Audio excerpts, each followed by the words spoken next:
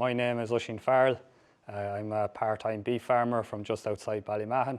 I currently am farming 85 acres, 60 acres of which is owned and 25 acres rented. I'm farming myself for the last 5 years. I took over an out farm from my father then. It was a farm, just an open farm, no sheds or anything on it, so I built a slatted shed then and a full handling area 4 years ago. So I've had 4 winters now with slatted shed, my own slatted shed. I had to rent for a year. So my system, I buy in yearlings, about 90 each year at 12 months of age, roughly in February and March. I aim to buy them in somewhere between 320 and 360 kilos, predominantly Herefords. Kind of when I buy in then, I'll do my vaccinations. Kind of animal health is a big thing. Margins in beef farming, as we all know, can be tight at times, so herd health is very important. When I buy in animals then I'll vaccinate them for Covax 10, your IBR and your pneumonia vaccinations. The aim for what I think works best is obviously maximising our CBV value, or commercial beef value. This is a kind of new emphasis. I think dairy farmers are beginning to buy into it, which is very important. Previously, probably dairying was going through a cycle of increasing cow numbers, increasing milk.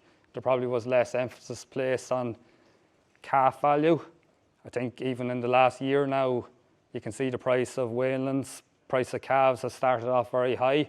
So there is huge value even for dairy farmers and focusing on that now at the minute.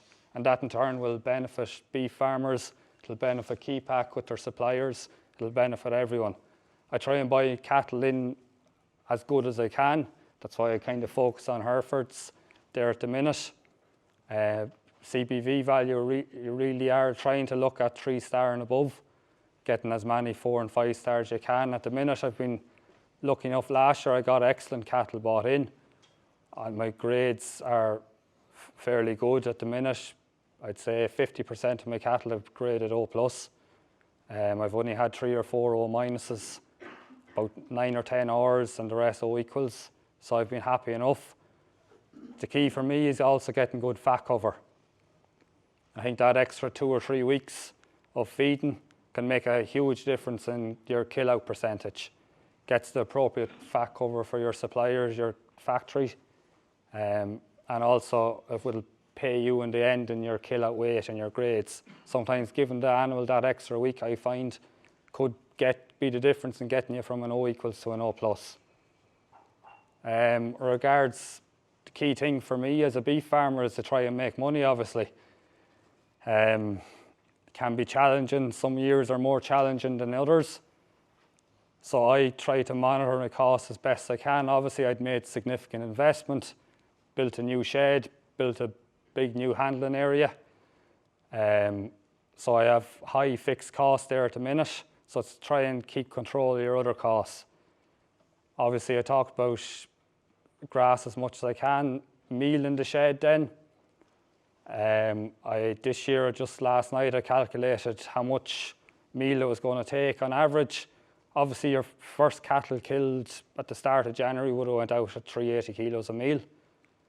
By the end of it, I think on average, the bullocks will be at just under 600 kilos of meal, with heifers at 450. So that's all cattle will be out on average at that. I think some people talk about a ton.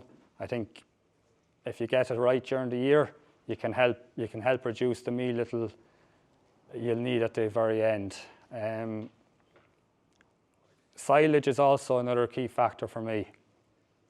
I'll always aim for my first cut of silage on the 20th of May to get close to your 80% DMD silage. Anywhere 77, 78, 79 is kind of the aim. When cattle go into the shed first, this year I put them in on the 1st of November. At the start, they'll get the first cut silage, and you'll be building up a meal that way with 2 kilos of meal. So you have the high quality silage, and it also reduces the amount of meal you'll need at the start. I've built the cattle up, will finish on about 6 kilos, is where they finish up on this year.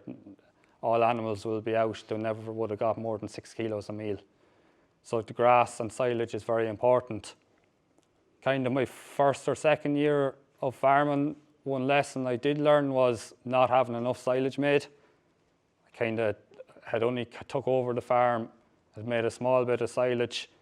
Buying bales is very expensive. So I think for me, even if it meant not buying all your cattle straight away, getting enough silage made, you don't find the cost adding up of buying silage. It goes again to cattle very quickly.